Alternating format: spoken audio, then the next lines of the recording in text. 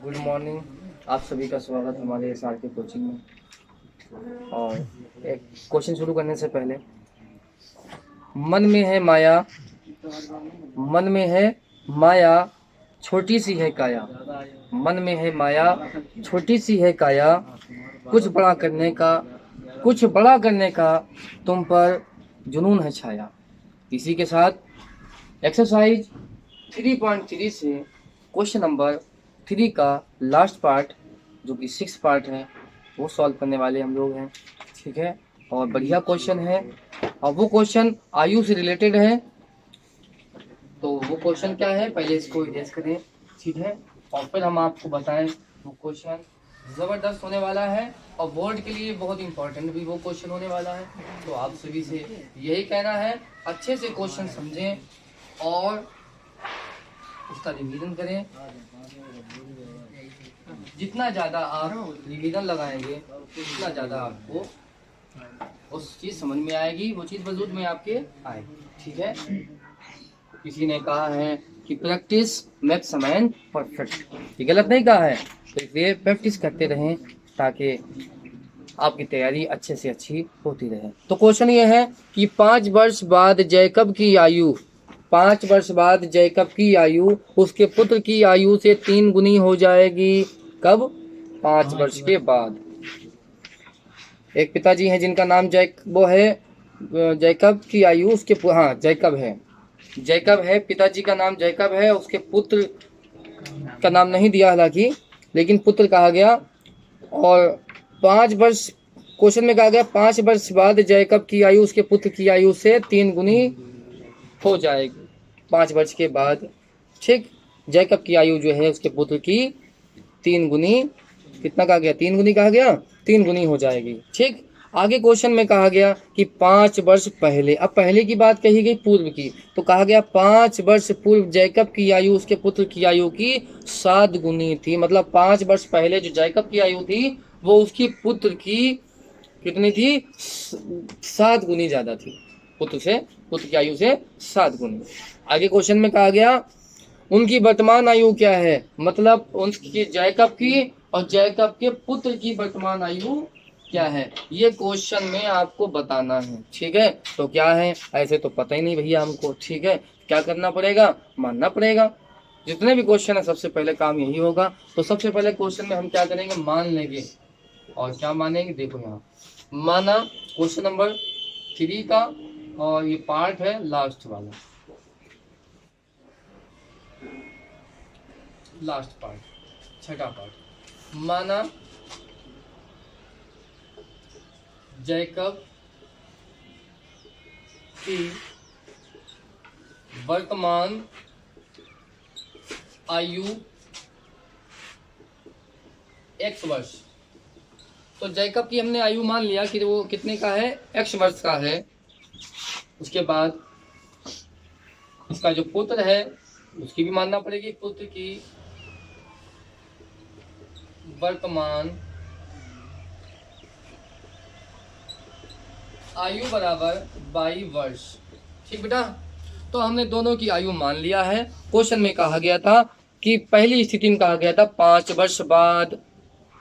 भैया अभी आप 10 साल के हो या 15 साल के हो, तो बोलो 5 साल के बाद कितने हो जाओगे? 20 साल के नहीं हो जाओगे। क्या किया आपने? जोड़ा ही तो है 5 उसमें। इसी तरीके से अभी जैकब कितने साल का है? x वर्ष का है। 5 वर्ष के बाद कितने हो जाएगा? इसमें 5 जोड़ दो, आसान बात है, x प्लस 5, कितना? x plus 5। अच्छा, जब जैकब की उम्र बढ़ेगी 5 वर्ष, तो क्या पुत्र की आयु वहीं ठहर जाएगी?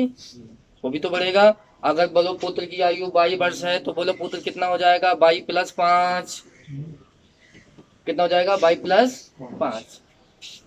और 5 वर्ष बाद जो है वो जैकब की आयु पुत्र की आयु की कितनी? 3 गुनी हो जाएगी, ऐसा क्वेश्चन में कहा गया। ठीक, तो यहाँ आप लिखिएगा। आप पहले ये भी लिख सकते हैं कि 5 वर्ष के बाद, हम इसको बहुत लेंथी नहीं बनाना चाहते, हम आपको शॉर्ट में बताना चाहते हैं। आप ऐसे भी लिख सकते हैं कि मान कि 5 वर्ष के बाद जैकब की आयु x प्लस 5, 5 वर्ष के बाद उसके पुत्र की आयु बराबर 22 प्लस 5। ठीक, उसके बाद में प्रश्नानुसार, बहुत लेंथी होने वाला है, सीधे सीधे यहाँ लिखेंगे हम लोग प्रश्नानुसार। प्रश्न अनुसार 5 वर्ष पहले कहा गया तो बाद में कहा गया, तो इसका मतलब x plus 5 is equal to Jacob की आयु कितना हो गया, x प्लस 5 हो गया 5 वर्ष के बाद। पुत्र की बेटा 22 थी, कितनी हो जाएगी 22 प्लस 5 होगी कि नहीं होगी। और जैकब जो है, जैकब की आयु 5 वर्ष के बाद पुत्र की आयु की 3 गुनी हो जाएगी। कितनी? 3 गुनी। तो एक बात और बच्चों के जहन में रहता है, सर 3 गुना सर होगा, सर कहाँ पे गुणा करें, यहाँ गुणा करें या यहाँ गुणा करें। तो सीधी सी बात समझो, केवल बात ये है कि छोटा कौन, पुत्री या पिता, पुत्री होगा ऑब्वियसली। तो बस जो छोटा है उसमें गुणा कर दो, जो छोटा है उसमें गुणा कर दो, बहुत आसान बात है। तो पुत्र के साथ में क्या क्या 3 से गुणा कर देंगे। आगे बात में तो देखो अब क्या करना है, यहाँ से समीकरण बनाना है। क्या करना है? समीकरण बनाना है। तो देखो x प्लस 5 3 से गुणा किया, बोलो कितना 3/, 3 की 5 से किया, 3 पंजे 15। ठीक, x 3/, इधर ले आओ बेटे।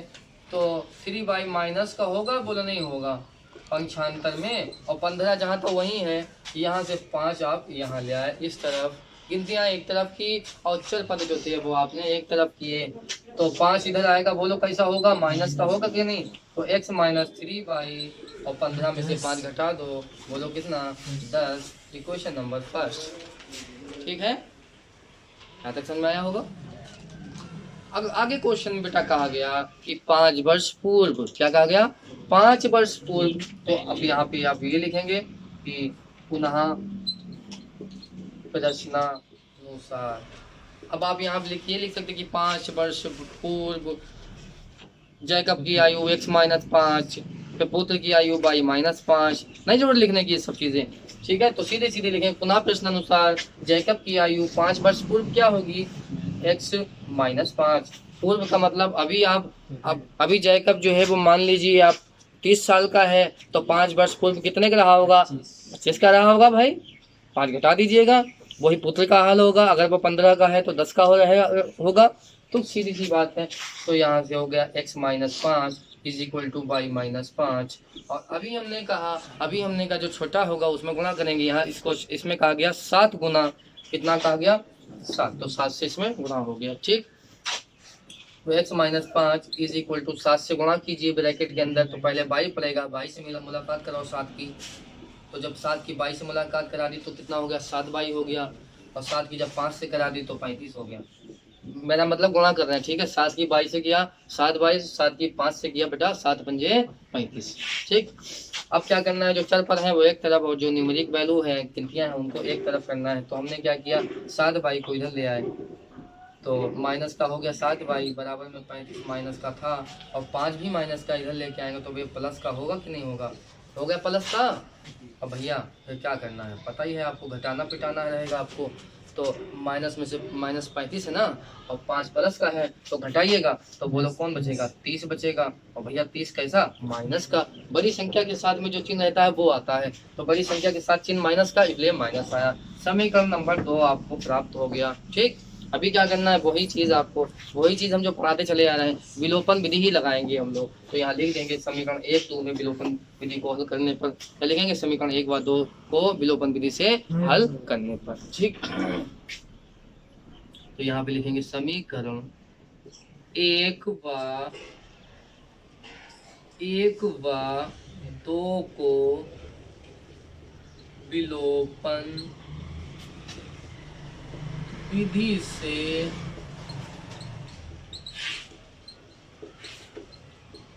हल करने पर। तो विलोपन विधि लगाएंगे हम लोग। समीकरण 1 ये है, 2 ये है, तो ऐसे गुणा कर लो। x minus 3y is equal to 10, ठीक है। और उसके बाद x minus 7y equal to minus 30। दो समीकरण आ गए। अब इनको सॉल्व करना है, और सॉल्व करने के लिए पता है आपको कि चर पद सेम देखना होता है। हाँ सर है सर x सेम है, लेकिन बेटा विपरीत होना चाहिए क्या, चिन्ह, वो नहीं है। इसमें चिन्ह भी तो सेम है, ये भी प्लस ये भी प्लस, दोनों को प्लस है कि नहीं है। तो क्या करना पड़ेगा, एक को माइनस करना पड़ेगा। तो क्या बताया था, ये प्लस तो ये माइनस, ये माइनस तो ये प्लस, ये माइनस तो ये, मतलब जो माइनस के हैं वो प्लस के करना है, जो प्लस के हैं वो माइनस के करना है। तो ये प्लस ये माइनस कटा कि नहीं कटा। अपना काम होता है विलुप्त करना। विलोपन विधि का मतलब होता है एलिमिनेट करना। एलिमिनेट कर दो एक को। तो 7 बाई प्लस का और ये माइनस का 3 बाई घटाइएगा, तो घटाने के बाद बचा प्लस का बचेगा 4 बाई, और इधर आएंगे तो ये 30 प्लस का हो गया, माइनस का था ना, अब हो गया प्लस का ये, और ये 10 ऊपर भी है और ये 30 है, दोनों प्लस के हैं। तो जोड़ेंगे, बोलो कितना बनेगा, 40 बनेगा कि नहीं बनेगा, बन गया 40।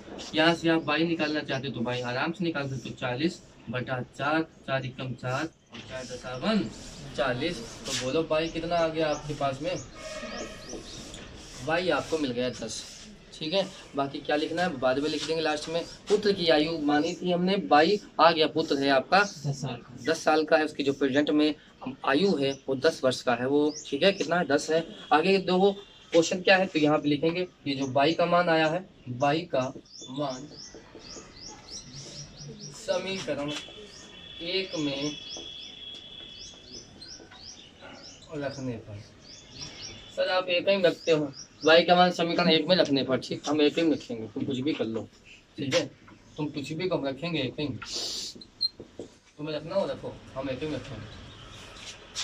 तो x ऐसे ही आ गया, माइनस ऐसे ही आ गया, 3 ऐसे ही आ गया, बाई कितना आया था बेटा 10, तो बाई की जगह कितना रखा 10 इज इक्वल टू कितना है 10, तो ये 10 है। ठीक है, गुणा गुणा आती होगी आपको, 10 3 30 बराबर में कौन 10, इस 30 को इधर उठा के ले आओ, मतलब पक्षांतर कर दो। ठीक है, ज़्यादा इज्जत नहीं देनी है, ठीक है, उठा के फेंक दो इसके तरफ। 10 प्लस 30 माइनस का था प्लस का होगा कि नहीं हो गया, अब जोड़ोगा बेटा, जोड़ना तो आते ही होगा, 10 30 40, तो x का मान कितना आ गया 40 आया कि नहीं आया। ठीक, तो भैया जैकब को हम x माने थे, x आए हैं 40, तो इसका मतलब पता ये चला कि जैकब की वर्तमान आयु कितनी है 40 वर्ष। तो आप लिख देंगे जैकब की वर्तमान आयु x माने थे तो कितना आ गया 40 वर्ष, कितना आ गया 40 वर्ष। ठीक है, उसके बाद यहाँ लिख देंगे पुत्र की वर्तमान आयु बाई मायने थे और बाई आया है कितना 10 वर्ष। तो बेटा इस तरीके से जैकब की और उसके पुत्र की दोनों की आयु आपने फाइंड आउट कर ली, निकाल ली, पता चल गई आपको। ठीक है, इसी के साथ ये एक्सरसाइज भी समाप्त हो। ठीक है, इस एक्सरसाइज में भिन्न से रिलेटेड क्वेश्चन आया, इस एक्सरसाइज में आयु से भी आया। ठीक है, और इस क्वेश्चन में जो है एक क्वेश्चन है आपका जिसमें बैट और बॉल का मूल्य निकालना था, वो भी क्वेश्चन आया। और एक क्वेश्चन और था संपूरक कोणों के लिए, इसमें ये क्वेश्चन इंपॉर्टेंट है, आप लोग इस पे ज़्यादा से ज़्यादा रिवीजन लगाइए। ठीक है, और क्वेश्चन को बार बार लगाइए, और क्वेश्चन नहीं समझ में आता है तो आप कमेंट करें ताकि हम आपके लिए जो है और अच्छे से आपको समझाएं। ठीक है, और वीडियो को शेयर भी करते रहें ताकि और भी जो आपके भाई बंधु हैं उनका भी फ़ायदा हो सके। ठीक है, और इसके बाद जो इसकी ये तो 3.3 थी बेटा, और इसके बाद में 3.4 भी है, 3.5 भी है, उसमें भी थ्योरेटिकल क्वेश्चन हैं। उसमें सिर्फ और सिर्फ हम वही क्वेश्चन कराएंगे जो आयु पे होगा, वो नहीं कराएंगे, जो भिन्न पे होगा वो नहीं कराएंगे। ठीक है, और जो क्वेश्चन है जो चाल पे भी रहेगा वो क्वेश्चन कराएंगे, चाल निकालना है। ठीक है, और चाल के लिए जो क्वेश्चन है वो इम्पोर्टेंट बहुत क्वेश्चन होता है एग्जाम की दृष्टि से, वो भी हम आपको करा देंगे। ठीक है, तब तक के लिए आप सभी उम्मीद है कि अच्छे रहें, खुश रहें, आबाद रहें, और मिलेंगे अगले वीडियो में। तब तक के लिए ठीक है, थैंक यू, धन्यवाद।